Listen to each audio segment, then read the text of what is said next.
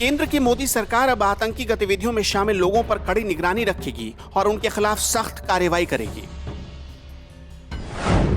इसके लिए गृह मंत्रालय ने यूएपीए संशोधन विधेयक में नए कानून के तहत दर्ज मामलों पर कार्रवाई करने के लिए एक नई टीम तैयार कर दी है, जो दाऊद इब्राहिम समेत दूसरे आतंकियों की संपत्ति जब्त करेगी।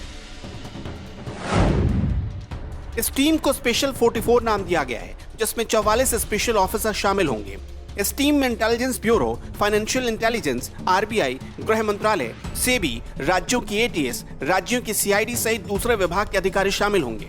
ये टीम ऐसे लोगों पर नजर रखेगी जिनके खिलाफ यूएपीए कानून के तहत केस दर्ज किए गए हैं। ये टीम भारत में आतंक फैलाने या आतंकी गतिविधियों में शामिल पाए जाने वाले सभी आरोपियों पर नजर रखेगी। साथ ही ये टीम आतंकियों की संपत्ति जब्त करने और बैंक अकाउंट फ्रीज करने का भी आदेश देगी। गृह मंत्रालय ने अब तक यूएपीए कानून के तहत दाऊद इब्राहिम, मसूद अजहर, जकीउर रहमान लखवी और हाफिज सईद को आतंकवादी घोषित किया है। इसके साथ ही 9 खालिस्तानी आतंकियों को निजी तौर पर यूएपीए के तहत आतंकी घोषित किया जा चुका है। यूएपीए एक बेहद सख्त कानून है और इसे आतंकवादी और देश की अखंडता और संप्रभुता को खतरा पहुंचाने वाली गतिविधियों को रोकने के लिए बनाया गया है।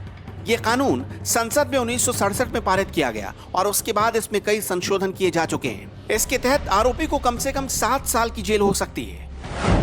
गृह मंत्रालय की स्पेशल 44 टीम में 44 अफसर शामिल होंगे। टीम में intelligence bureau, financial intelligence unit, reserve bank of India, home ministry, SEBI, ATS और सीआईडी के अधिकारी शामिल होंगे। ये टीम यूएपीए के तहत दर्ज केस के आरोपियों पर नजर रखेगी। आतंक फैलाने या आतंकी गतिविधियों में शामिल लोगों पर नजर रखी जाएगी। आतंकियों की संपत्ति जब्त करने और बैंक अकाउंट फ्रीज करने का आदेश देगी। यूएपीए के तहत दाऊद, मसूद, लखवी और हाफिज सईद आतंकी घोषित किए जा चुके हैं। 9 खालिस्तानी आतंकी भी यूएपीए कानून के तहत आतंकी घोषित किए गए हैं।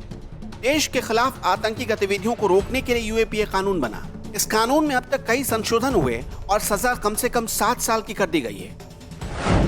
केंद्र की मोदी सरकार आतंकियों पर नकेल कसने के लिए पूरी तरह कमर कस चुकी है।